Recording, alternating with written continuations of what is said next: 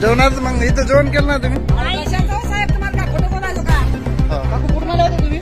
आम्ही खंडाळ्याहून. आणि काय झालं इथं जेवाय वगैरे काय किती वाजता आली? आम्ही आलो 12:30.